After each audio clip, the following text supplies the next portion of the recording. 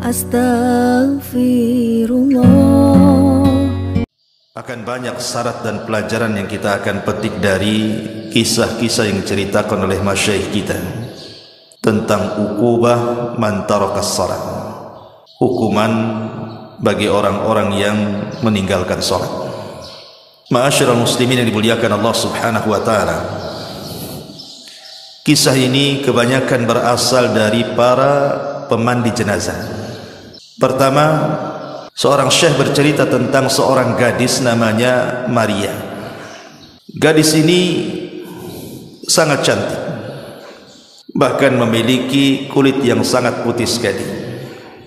Akan tetapi kecantikan dan keputihannya memfitnah manusia.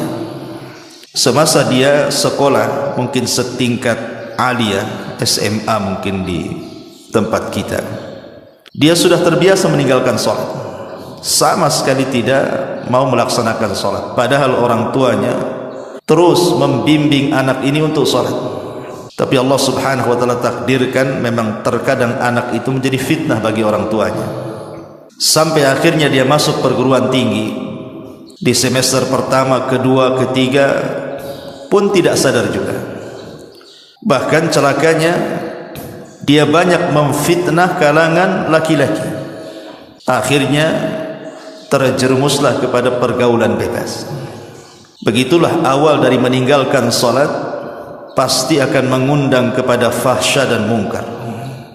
Orang kalau sudah meninggalkan salat itu pasti akan melakukan fahsya, keburukan dan kemungkaran. Karena Allah Subhanahu wa taala yang mengatakan innas salata tanha 'anil fahsya'i wal munkar. Jadi satu hari anak gadis ini diajak kawannya menggunakan kendaraan mobil. Allah takdirkan kecelakaan. Lah kemudian setelah terjadi kecelakaan ini, kawannya selamat, tapi dia tidak selamat. Dia pun dibawa ke mustasfa, ke rumah sakit, dan subhanallah nyawanya tidak tertolong. Orang tuanya baru dihabari anaknya mengalami kecelakaan dan masuk rumah sakit itu setelah 2 hari koma. Akhirnya kemudian setelah tahu orang tuanya, datanglah kedua orang tuanya ke rumah sakit tersebut. Saat masih ada nazah, masih ada ruh, ibunya berusaha untuk membacakan Al-Quran, meruqyah dia.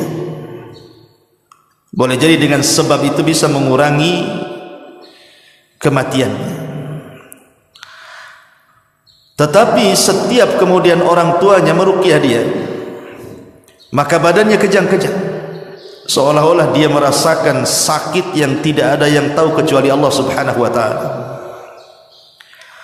Dan di akhir hayatnya dia pun tidak mengucapkan satu patah kata pun, padahal orang tuanya sudah berusaha mentalkinnya.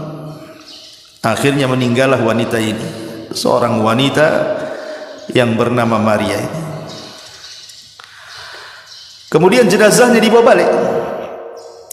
Akhirnya kemudian orang tuanya memanggil orang yang bisa atau biasa memandikan jenazah. Maka yang memandikan jenazah ini kemudian masuk ke tempat pemandian. Subhanallah, baru saja kemudian dia menyingkap kain yang menutup wajahnya itu, wajahnya berubah, yang tadinya cantik putih menjadi hitam kelam, seolah-olah terbakar. Yang lebih parah lagi, keluar bau dari mulutnya, rupanya mengeluarkan kotoran. Biasa orang memandikan jenazah membersihkan kotoran dari duburnya, tapi ini keluar kotoran dari mulutnya. Akhirnya sang pemandi jenazah ini tidak tahan karena baunya. Dia berusaha mengikat lehernya supaya tidak keluar lagi kotorannya, tapi terus keluar. Naudzubillah. Akhirnya kemudian dia pun tidak tahan keluar. Kemudian menceritakan secara rahasia kepada orang tuanya. Karena ini aib masalahnya kan kita. Akhirnya kemudian masuklah dia dan kedua orang tuanya, kemudian memandikan bersama-sama, walaupun sesulit apapun akhirnya selesailah pemandian itu. Kemudian diangkat jenazah itu, kemudian dikafani dan dikuburkan. Pemandi jenazah ini kemudian mulai bercerita kepada orang tuanya, sebenarnya ada apa dengan anakmu ini? Kok bisa anak yang cantik, anak yang putih gitu kan, anak yang luar biasa di mata orang tuanya, saat kematiannya seperti itu. Barulah kemudian orang tuanya cerita bahwa anaknya itu la tusalli, tidak pernah salat. Anaknya itu tidak pernah salat. Bagaimana Allah Subhanahu wa taala mengazab wanita yang tidak salat ini di dunia sebelum akhirat. Dari sini menunjukkan bahwa pelajarannya adalah seputih apapun manusia, secantik apapun manusia, setampan apapun manusia, kalau tidak salat maka hitam hatinya. Tapi sehitam apapun manusia, selegam apapun manusia, kalau dia salat, dialah orang putih sebenarnya. Ini satu kisah. Kisah yang kedua masih dari seorang pemandi jenazah. Jadi satu hari ada anak muda meninggal. Kemudian kedua orang tuanya mencari pemandi jenazah. Dapatlah yang memandikan jenazah. Kondisinya sama dengan kisah yang pertama. Jadi ketika kemudian sang pemandi jenazah ini masuk ke ruang jenazah, ke ruang pemandian jenazah itu, dilihatnya badannya biasa-biasa saja. Maksudnya anak ini tampan, putih, tidak ada masalah.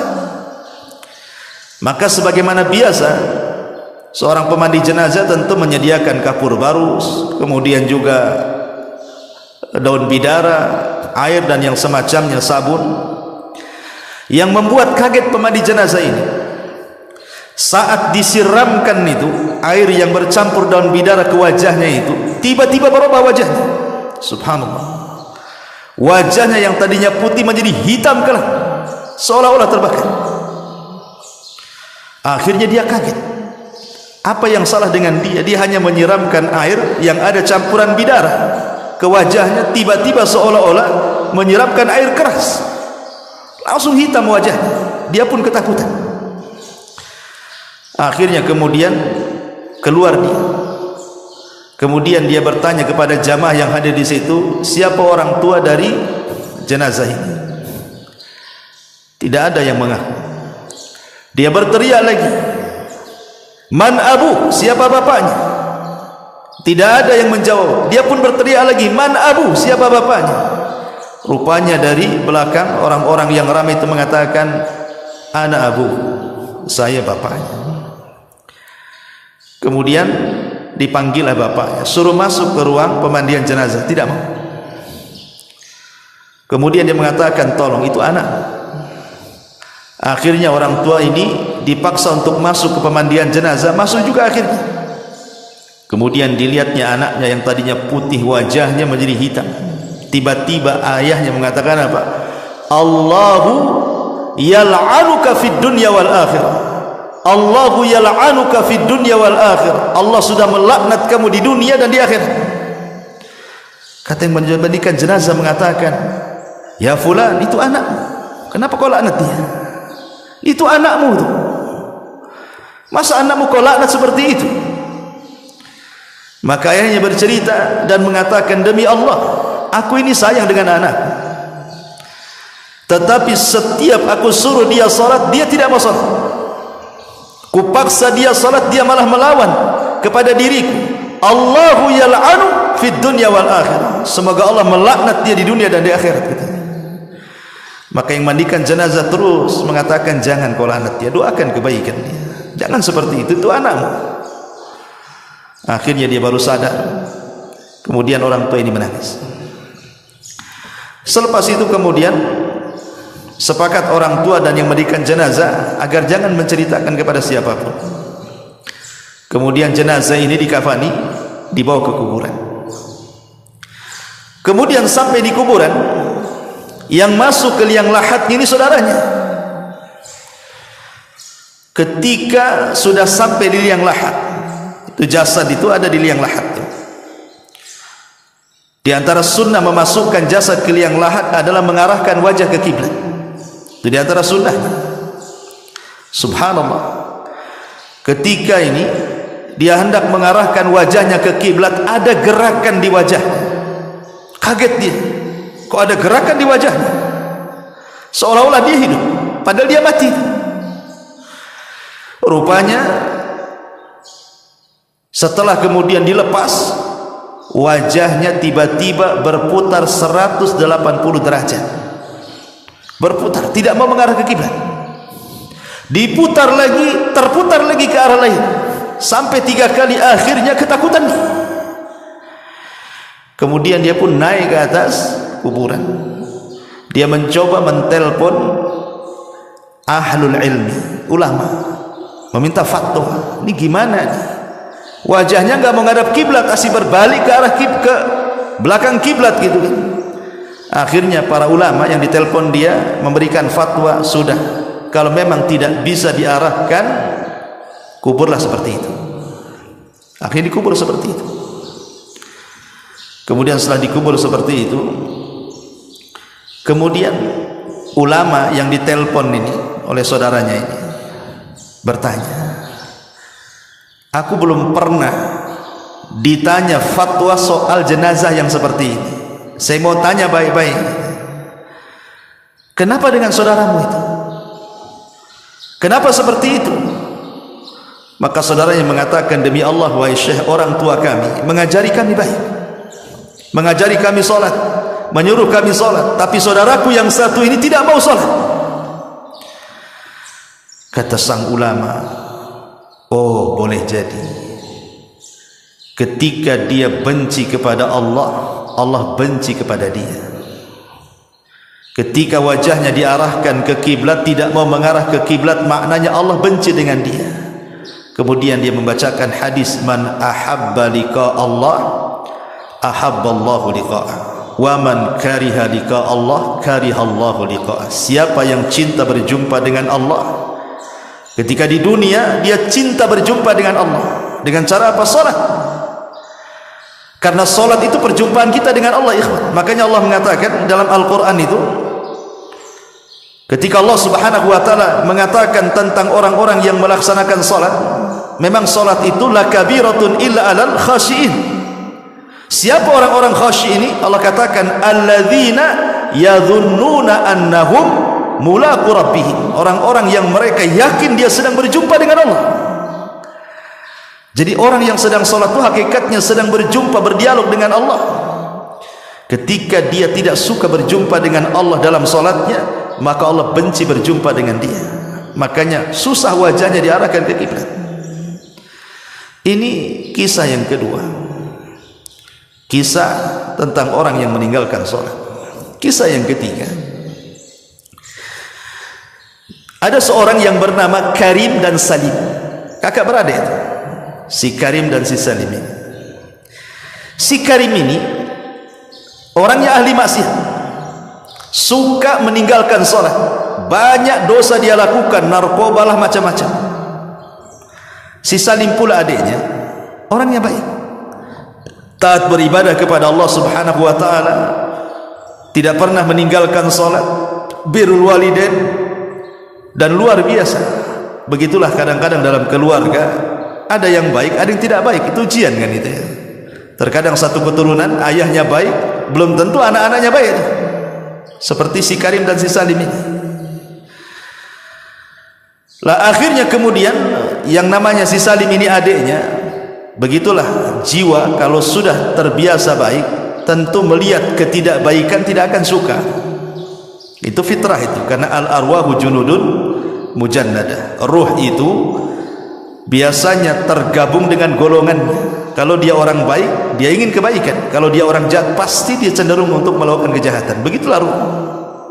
Jadi Salim ini tiap hari ngasih tahu si Karim, bapaknya, kakaknya, supaya sholat, meninggalkan narkoba, meninggalkan kejahatan, kezaliman, dan begitu seterusnya. Sampai pada waktunya Allah takdirkan si Karim ini kecelakaan juga, kemudian koma. Lah sang adik ini si Salim ini, karena dia orang soleh, dia ingin mendoakan kebaikan untuk kakaknya, karena kakaknya tahu tidak sholat. Maka ketika koma sudah hampir 1 minggu nih, si Salim ini datang ke rumah sakit, dia salat, dia berwudu, kemudian salat 2 rakaat, kemudian berdoa kepada Allah minta supaya sang kakak si Karim ini disembuhkan. Subhanallah, doanya orang saleh mustajab. Akhirnya dengan pertolongan Allah Azza wa Jalla, Karim ini sembuh. Komanya, sadar dari komanya, kemudian sembuh. Setelah sembuh, subhanallah, terkadang ada orang-orang yang ditegur oleh Allah tidak sadar. Sebenarnya kalau dia paham kecelakaan itu kan Allah sedang menegur dia sebenarnya. Tapi ada orang-orang itu yang a'anzartahum am lam tunzirhum la yu'minun. Kau beri peringatan dia, kau tidak beri peringatan dia, tidak juga beriman. Ada orang-orang yang jenis kayak gini. Jadi setelah sembuh dari sakitnya si Karim ini, kemudian si Salim mengingatkan soal ujian dia. Harusnya kau sadar, kau ini sudah kecelakaan, mau koma, mau mati, sudah sembuh, tak mau juga sholat. Ada apa dengan kamu ini? Sampai pada waktunya, rupanya si Karim ini punya kawan maksiatnya, kecelakaan, meninggal. Akhirnya si Karim ini ketakutan dia. Sejak itulah kehidupannya tidak tenang, selalu dimimpikan dengan mimpi buruk. Sampai pada waktunya dia pernah bermimpi melihat kawannya yang sesama ahli maksiat itu sedang diazab Allah Subhanahu wa taala dalam mimpinya. Naudzubillah. Dari situlah kemudian dia tersadar. Akhirnya dia minta maaf kepada adiknya si Salim. Sejak itu dia tidak pernah meninggalkan sholat. Alhamdulillah dapat hidayah. Ini kisah ketiga. Kisah keempat, kisah ini dikisahkan seorang imam masjid. Jadi kisahnya begini. Jadi ada di lingkungan situ, di masyarakat situ, ada orang baru datang. Kebetulan mungkin dia membeli rumah di situ. Celakanya tetangganya pula tak sholat. Cuman kadang dia kan tidak tahu, dia datang ke desa itu membeli rumah, dia kan tidak melihat tetangga, beli saja dia. Lah orang ini orang soleh yang membeli rumah ini, tetangganya pula narun muqadah, ya, yang suka nyala-nyalakan api kemaksiatan itu. Jadi ketika dia sholat ke masjid, imamnya kan heran karena orang baru kan. Kata imam, kau dari mana? Dia mengatakan, saya dari desa ini itu, saya ke sini beli rumah di sini. Kata imam, celaka engkau katanya. Kenapa aku celaka? Celaka, kau punya tetangga narun muqadah katanya. Kau punya tetangga narun muqadah, orang yang suka menyala-nyalakan api maksiat. Lah kenapa dengan dia emangnya? Ya fulan, tetanggamu itu tidak pernah sholat selamanya. Lihat, orang-orang sana itu kadang-kadang masalah-masalah seperti ini kan menjadi sebuah perbincangan gitu ya. Kalau kita punya tetangga nggak sholat, mana pedulian tuh. Sholat nggak sholat terserah dia lah kan gitu ya. Tapi di sana di Saudi masihlah peduli dengan orang-orang kayak gini. Jadi dia mengatakan, manusia di sini, maksudnya orang satu desa di sini, melaknat dia katanya. Karena dia tidak sholat, belum lagi dia banyak melakukan kezaliman dan kemaksiatan. Itulah berawal dari tidak sholat, akhirnya melahirkan dosa-dosa yang lainnya. Tapi kemudian orang soleh ini yang baru datang beli rumah ini, dia mengatakan, boleh jadi Allah Subhanahu wa taala memberikan hidayah kepadanya. Pulang dia, karena baru 1 hari tinggal di situ. Ditengoknya tetangganya sedang duduk di depan rumahnya, di atabatil bab. Akhirnya dia pun mengucapkan salam, assalamualaikum katanya. Kata tetangganya, waalaikumsalam. Kemudian dia mengatakan, masya Allah, barakallahu fiik katanya. Dipujinya, demi Allah aku baru berkeliling desa di sini, semua manusia memujimu. Semua manusia memujimu katanya. Sampai imam masjid tidak menyebutkan kecuali kebaikan kepada wahai fulan katanya. Padahal sebaliknya. Akhirnya dia mengatakan, yang benar saja, iya, saya ini orang baru di sini, saya baru keliling, saya ketemu orang-orang di masjid-masjid. Subhanallah, ketika saya bilang saya tinggal di sini bertetangga dengan kamu, semua manusia mengatakan kau ini orang baik katanya. Subhanallah, ngambil hati. Akhirnya dia mengatakan, karena engkau adalah tetanggaku yang baik, boleh jadi aku bisa jadi contoh engkau. Bagaimana kalau nanti malam kau makan di rumahku? Akhirnya kemudian dikasih hidangan yang enak nih orang baru, orang baik, dikasih makan enak.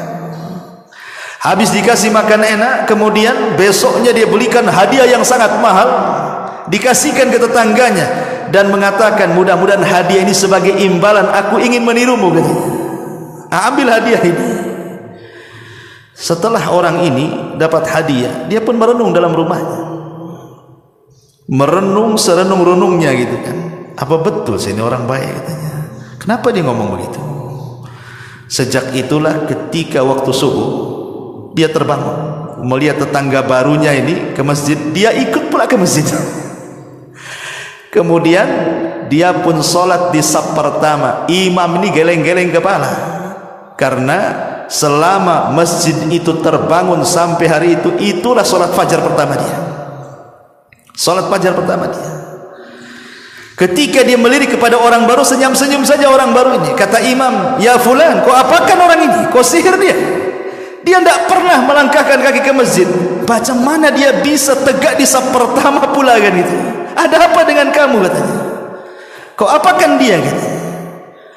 Dia mengatakan tidak ada apa-apa.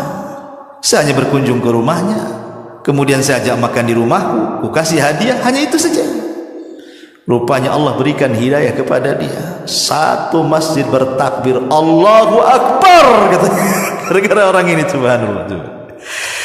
Ini kisah ikhwatu fiddin muliakan Allah Azza wa Jalla. Terlepas kisah ini nyata ataupun tidak nyata, saya mendengar dari YouTube gitu, para masyayikh menceritakan.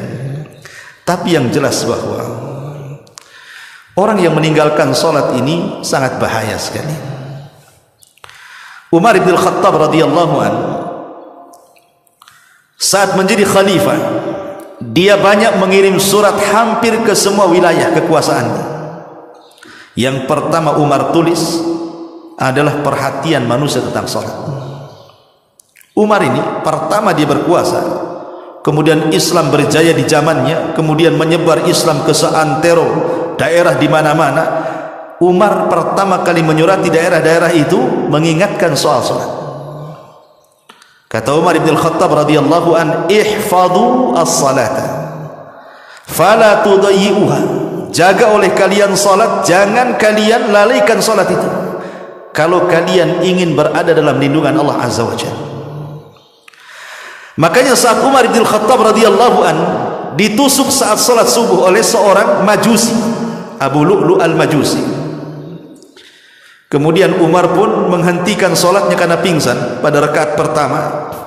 Hendak ke rakaat kedua ditusuk saat jadi imam. Sampai-sampai dia mengira bahwa dia sedang digigit anjing, dan dia mengatakan apa? Akalatni kalbun, akalatni kalbun. Anjing sedang menggigitku, padahal sedang ditusuk itu dari belakang beberapa tusukan oleh Abu Lu'lu' al-Majusi. Orang yang sangat dendam dengan Umar karena Umar membebaskan Persia. Akhirnya di rakaat kedua Umar kan tumbang, yang menggantikan Abdurrahman ibn Auf. Kemudian Abu Lu'lu' ini dikejar, kemudian menyabetkan pisau yang ada di tangannya sampai 7 sahabat tumbang dan mati di tempat. Yang lainnya luka-luka. Kemudian dihadang Abdurrahman bin Auf, kemudian dia bunuh diri. Tapi Umar ini sempat diselamatkan. Ketika diselamatkan Umar ini, tabib didatangkan, setiap dimasukkan obat keluar dari bekas lukanya. Kata tabib, Umar tidak mungkin selamat. Umar ketika itu pingsan. Akhirnya kemudian orang-orang berusaha menyadarkan Umar bin Khattab, tapi tak sadar-sadar. Ada orang yang paham kebiasaan Umar itu adalah salat, sehingga kemudian dibisikkan di telinganya dan mengatakan, ya Amirul Mukminin qad shalla, apakah kau telah salat? Subhanallah, hanya semata-mata diingatkan salat terbangun Umar tuh. Kan heran ya, orang pingsan diingatkan salat bisa bangun. Kita ini tak pingsan, kita ini hanya tidur. Kadang-kadang masjid musola itu bersaut-saut tuh, kadang-kadang corong pula ke jendela dia, tak juga bang. Oke lah tidur dia. Yang enggak tidur, yang hidup di jalan-jalan itu suara azan lah, saut-sautan sana sini pun sudah mati hatinya, tak tergerak juga. Umar ini sedang pingsan, diingatkan sholat, terbangun dia dan mengatakan, Allahu qad shallait, katanya, demi Allah aku tadi perasaan sudah sholat, katanya. Ada seorang sahabat namanya Musawwar ibn Mahramah. Musawwar ibn Mahramah ini kemudian menceritakan tentang kisahnya. Maka Umar ketika mendengar bagaimana kisah dia tadi ditusuk di masjid, dibawa ke sini kemari, maka Umar bin Khattab radhiyallahu anhu kemudian mengatakan kepada Musawwar ibn Mahramah, la hadda fil Islam liman taraka shalah. Tidak ada bagian dalam Islam bagi orang yang meninggalkan salat. Artinya orang yang meninggalkan salat itu tidak layak dimandikan, tidak layak dikafankan, tidak layak disolatkan, tidak layak dikuburkan di kuburan kaum muslimin. Karena orang yang tidak solat itu kafir. Rasul yang mengatakan gitu, al-ahdu bainana wa bainahumus shalah faman tarakaha faqad kafar. Perbedaan kita dengan orang kafir itu di solat. Siapa yang meninggalkan solat, kafir dia. Makanya Syekhul Islam Ibn Taimiyah rahimahullahu ta'ala menukilkan ijma, konsensus ulama, kesepakatan ulama, man tarakas salata jumlatan faqad kafar ijma'an. Siapa yang meninggalkan solat secara jumlah, maknanya lebih banyak meninggalkan dibandingkan melakukan, kafir secara ijma' ulama. Tidak ada khilaf. Yang menjadi khilaf ulama tentang orang meninggalkan solat apakah dia kafir atau tidak itu yang meninggalkan sekali-kali. Dia solat tapi meninggalkan sekali-kali. Apakah orang yang meninggalkan sekali-kali ini kafir atau tidak? Disinilah terjadi khilaf ulama. Tapi orang yang meninggalkan solat lebih banyak dibandingkan yang melakukan, kata Ibnu Taimiyah, ijma', sepakat konsensus ulama, kafir, tidak ada khilaf ulama. Tapi kalau yang sekali-kali meninggalkan, di sini khilaf ulama. Kata Syekh Albani rahimahullahu taala, lihat meninggalkannya. Kalau meninggalkannya dia kufur dengan kewajibannya, kafir. Tapi kalau meninggalkannya hanya karena malas, hanya karena ada hal-hal yang menjadikan dia tidak sholat, ini tidak kafir, hanya fasik saja. Walaupun sebagian ulama lebih besar atau jumhur ulama mengatakan tetap kafir. Orang meninggalkan sholat walaupun sekali dua kali, dia harus syahadat lagi. Kenapa? Karena tidak ada satu dosa di mata para sahabat kalau meninggalkan bisa kufur kecuali sholat. Tidak ada satu dosa yang kalau ditinggalkan bisa kufur di mata para sahabat kecuali sholat. Artinya yang meninggalkan sekali-kali saja dikhilafkan tuh, apakah dia kafir atau tidak, kan? Bagaimana orang yang meninggalkan sholat secara jumlah, apalagi secara keseluruhan tidak sholat sama sekali. Ingat satu kisah yang pernah saya kisahkan waktu khutbah Jumat. Ketika ada seorang ibu menceritakan soal anaknya, kan? Anaknya dari kecil sampai remaja sampai dewasa tidak pernah senang hidupnya. Ada saja masalah. Entah masalah di pekerjaannya, entah masalah di kesehatannya, entah masalah di perjodohannya, pokoknya banyak masalah, sampai akhirnya anaknya terbaring kaku, kena stroke, tidak bisa apapun. Sehingga ibunya, namanya ibu kasihan dengan anaknya, berusaha meminta fatwa kepada ulama dan mengatakan, ya Syekh, ada apa dengan anak saya? Apakah anak saya tersihir dari kecil sehingga hidupnya saya lihat tidak pernah senang? Apakah anakku masyhur disihir? Kata Syekh tidak langsung mengiyakan, dia hanya mengatakan, apa anakmu sholat? Disinilah jawabannya, kata ibunya, anakku tidak pernah sholat. Kata Syekh, itulah masalahnya. Kenapa anakmu tidak pernah senang dari kecil, remaja sampai dewasa? Karena anakmu tidak sholat. Kemudian Syekh menceritakan, kenapa anakmu tidak sholat sehingga tidak pernah merasakan kesenangan hidup? Ingat, sholat itu adalah tali yang menghubungkan kita dengan Allah. Makanya sholat disebut sholat, diambil dari kata silah. Silah itu artinya hubungan, hubungan antara kita dengan Allah, makanya disebut sholat. Karena sholat itu kita sedang berhubungan dengan Allah. Ketika tali penghubung kita dengan Allah terputus, artinya terputus juga perlindungan Allah dengan hambanya. Ketika perlindungan Allah terputus dengan hambanya, maka Allah akan menjauh darinya, tidak akan memberikan pertolongan kepadanya, tidak akan melindungi dia, dan Allah akan banyak menimpakan musibah kepadanya. Kemudian kata Syekh ini, coba bu bayangkan, kalau anakmu tidak sholat, kemudian dia terbangun di pagi hari, dia meninggalkan sholat subuh, berarti anakmu terbangun dalam kondisi dilaknat Allah dan dilaknat semua manusia. Kemudian duhur tidak sholat, dilaknat lagi siangnya. Kemudian asar tidak sholat, dilaknat lagi sorenya. Kemudian maghrib tidak sholat, dilaknat lagi maghribnya. Kemudian isya pula tidak sholat, dilaknat pula dia malamnya. Mulai dari terbangun dilaknat sampai dia tidur dilaknat. Macam mana anakmu akan mendapatkan rahmat sementara dia dilaknat 5 kali sehari oleh Allah Azza wa Jalla? Kalau ingin anakmu mendapatkan rahmat Allah, kasih sayang Allah, diberikan kesenangan dan ketenangan, suruh dia sholat. Itu jawaban Syekh. Subhanallah. Maka dari sini saya nasihatkan siapapun yang sampai hari ini meninggalkan sholat, ingat bahwa Allah Subhanahu wa ta'ala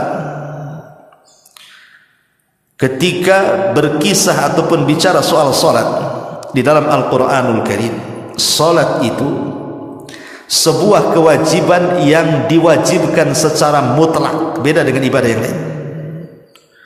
Dia tidak bisa ditinggalkan dalam kondisi apapun. Dalam kondisi perang sekalipun tidak bisa ditinggalkan. Makanya ada istilah sholat khauf. Sampai-sampai Rasul mengatakan, kalau engkau bisa sholat berdiri, berdiri. Tidak bisa sholat berdiri, duduk. Tidak bisa sholat duduk berbaring. Sampai Syekh Ibn Utsaimin rahimahullah ta'ala mengatakan, sampai pun dia terbaring tidak bisa bergerak, kalau akalnya masih sadar, diingatkan masih dia menangkap ingatan dia, maka dia wajib sholat. Dengan cara apa? Membayangkan. Kecuali kalau akalnya sudah hilang, nggak cerita, nggak apa, nggak ada cerita lagi. Tapi kalau akalnya masih bersarang di otaknya dan diingatkan dia masih ingat, sholat. Sampai seperti itu. Karena sholat itu kewajiban mutlak masalahnya, tidak bisa ditinggalkan dalam kondisi apapun. Makanya saya heran, ada orang kerja di bengkel penuh dengan oli, kemudian diingatkan sholat. Kenapa kau tak sholat? Nggak bisa, kotor nih, banyak oli katanya. Emang oli najis kecuali kau kencing di celana? Iyalah kan itu. Bahkan ada petani-petani yang kotor badannya dengan tanah gitu, tidak mau sholat hanya gara-gara kotor. Tanah tidak najis. Ya memang sebaiknya sholat itu bersih, tapi dalam kondisi anda tidak punya pakaian lagi, mau apa? Sholat. Sampai pun di kamar mandi sekalipun terkunci, kata Ibnu Taimiyah rahimahullah dalam Fatawa Al-Majmul, Fatawa dalam kitabnya, ketika di soal-soal orang yang masuk kamar mandi terkunci. Jadi antum masuk kamar mandi terkunci dari luar, tidak bisa keluar, nggak ada yang membuka. Pamannya antum masuk kamar mandi pagi sendirian di rumah, terkunci, mungkin baru ada yang membuka di sore hari, berarti lewat padanya zuhur dan asar. Bagaimana orang yang terkunci di kamar mandi? Kamar mandi kan tempat najis. Apakah kemudian dia harus menunggu orang yang membukanya sampai maghrib, ataukah dia sholat? Kata Ibnu Taimiyah, sholat di kamar mandi. Sholat di kamar mandi, karena dia meninggalkan 2 waktu nantinya, zuhur dan asar. Kenapa demikian? Karena meninggalkan kewajiban itu lebih berdosa dibandingkan melaksanakan yang diharamkan. Itu kaidahnya. Tarkul wajib asyad min irtikabil muharramat. Meninggalkan yang wajib itu lebih parah dosanya dibandingkan melakukan hal-hal yang diharamkan. Salat di kamar mandi haram, tidak boleh. Tapi meninggalkan salat lebih parah lagi dosanya. Itu maksudnya. Maka tetap salat. Dari sini menunjukkan apa? Kewajiban sholat itu adalah kewajiban mutlak. Bahkan Nabi SAW mengistilahkan sholat itu kan tiangnya agama. Kalau antum sedang di rumah, tiba-tiba ada orang datang menghancurkan tiang-tiang rumah kita, kemudian rumah kita roboh, kira-kira apa yang antum ucapkan kepada orang itu? Antum bisa marah kan? Bisa emosi lah kan itu. Masa rumah dirobohkan? Tapi ketika antum melihat orang yang tidak sholat, diam-diam saja. Padahal orang yang tidak meninggalkan sholat itu dia sedang merobohkan agama. Kita marah dengan orang yang merobohkan rumah kita, tapi kita tidak marah dengan orang yang merobohkan agama. Coba bayangkan, kan aneh itu. Rasul yang mengatakan as-salatu amududdin, salat itu tiangnya agama. Kata Nabi SAW, ra'sul amri al-islam wa amuduhu salah wa dhirwatu sanamihil jihadu fi sabilillah. Pokok urusan hidup manusia itu Islam, tiangnya salat, puncak dari amal soleh adalah jihad di jalan Allah Subhanahu wa ta'ala. Dan ingat, orang yang meninggalkan salat, Allah tidak akan melihatnya, Allah tidak akan bicara dengan dia, Allah tidak akan membersihkannya. Hilang cahaya di wajahnya, terputus dengan langit, tidak ada hubungan lagi dengan Allah Subhanahu wa ta'ala. Kalau dia mati, sekali lagi saya ulangi, tidak disolatkan, tidak dimandikan, tidak dikafankan, tidak dikuburkan di kuburan kaum muslimin. Bahkan kalaupun dia hidup, dia tidak boleh masuk Mekah dan Madinah karena dia dianggap najis. Tidak boleh orang meninggalkan salat masuk Mekah dan Madinah. Bahkan tidak halal penyembelihannya. Kalau dia menyembelih binatang, orang yang tidak salat tidak halal. Bagaimana orang kafir? Halal penyembelihannya. Tidak bisa seperti itu. Bahkan kalau kita melihat di permulaan dakwah Rasul, surat yang pertama turun apa? Iqra. Rasul disuruh belajar. Kemudian surat setelahnya Al-Mudaththir dan Al-Muzammil. Muzammil itu perintah salat, walaupun salat sunnah. Kemudian setelah itu turun surah Al-Fatihah. Lah dari sini menunjukkan bahwa kalau kita perhatikan dari surat-surat yang awal-awal turun saja, itu tekanannya kemana? Ke salat. Ya, karena turun surah Iqra, kemudian Mudaththir, kemudian Muzammil, kemudian surah Al-Fatihah turun.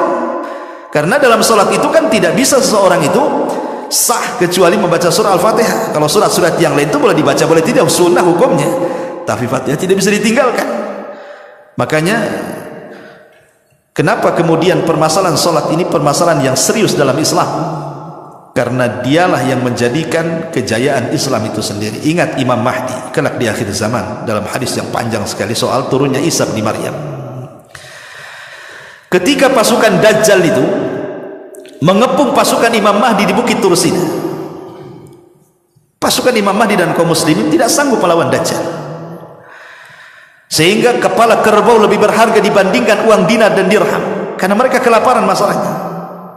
Sampai akhirnya pasukan Al-Mahdi mengatakan kepada Imam Mahdi, kalau kita tetap bertahan di bukit ini, kita akan mati sia-sia. Sebaiknya kita bertempur, hidup mulia atau mati syahid. Akhirnya mereka sepakat, menang kalah besok turun.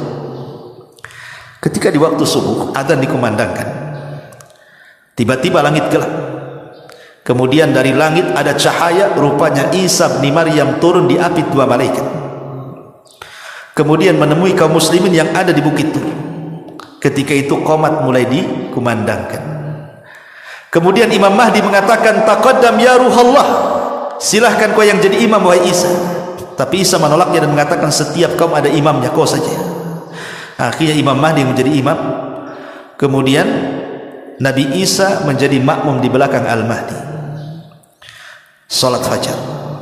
Kemudian setelah itu, setelah selesai salat, Isa mengusap semua wajah pasukan kaum muslimin di bawah kepemimpinan Al-Mahdi dan menyebutkan tempat tertinggi di sorga.